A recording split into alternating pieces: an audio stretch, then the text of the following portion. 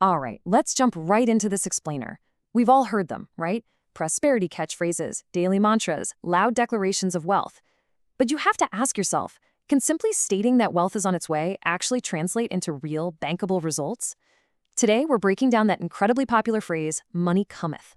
We're going to push way past the surface level hype, because what we really want to explore is how you bridge that massive gap between abstract financial goals and the nitty-gritty daily tasks actually required to pull them off. So here's the big question. Does declaring wealth into existence actually build it? Or is it just some comforting illusion? Look, it is super easy to just write off these declarations as pure magical thinking. The idea that you can just kick back on your couch, speak some words into the air, and magically watch your bank account grow. Yeah, that's absurd. But if we dig into the research and the actual habits of high-producing digital creators and network participants, we uncover something incredibly practical, operating right beneath the surface. See, the myth suggests that money just appears out of thin air, like magic, poof. But the reality, it's much more mechanical than that.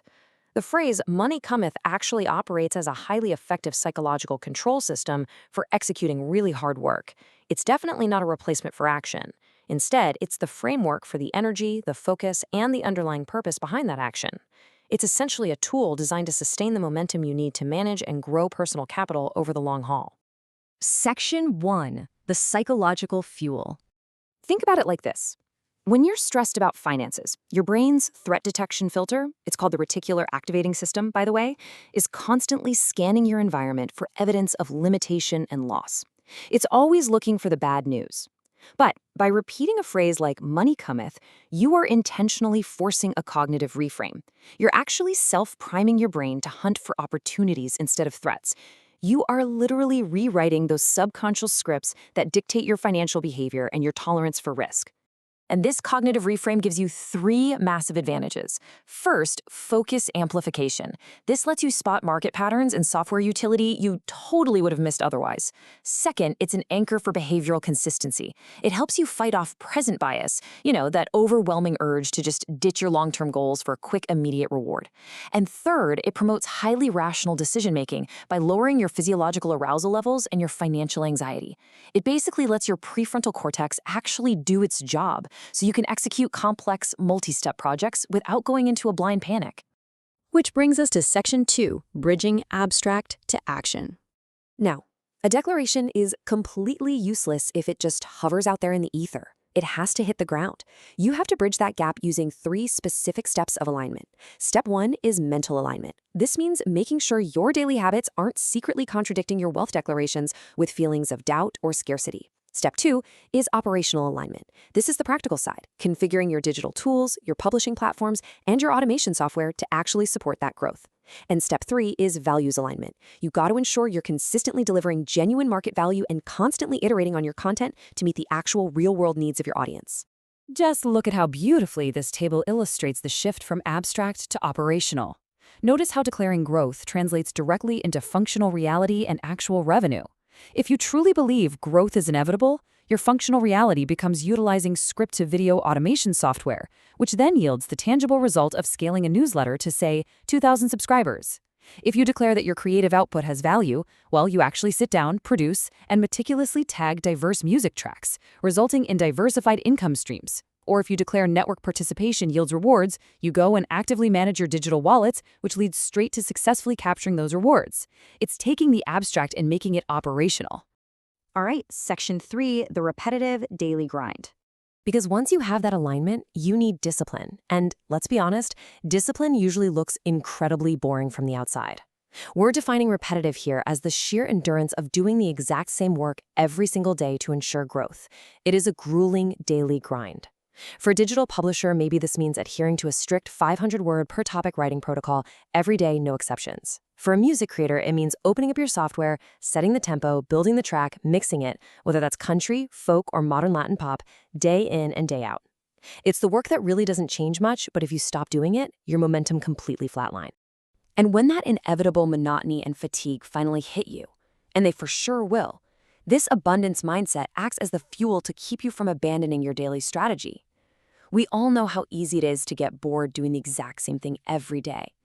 When that boredom creeps in, the money cometh mindset taps you on the shoulder and reminds you that this repetition is the necessary foundation.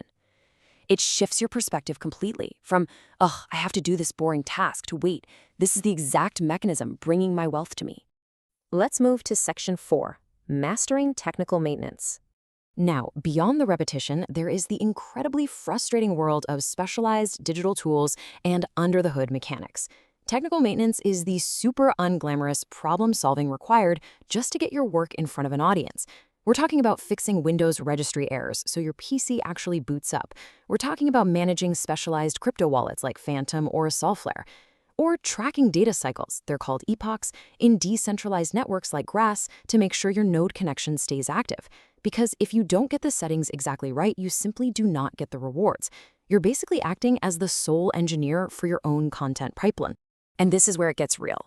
When software glitches out, when browser-based wallet connections mysteriously drop, or when a crucial update just flat out fails, this specific psychological framework keeps you patient enough to actually troubleshoot the issue, instead of just rage-quitting your entire business for the day. Technical work is intensely frustrating, and honestly, this is exactly where most people throw in the towel. But when you are stuck trying to fix a messy software glitch, that mindset kicks in. It reminds you that this is just part of the job. It turns a really annoying technical hurdle into just another stepping stone on your path to building your assets.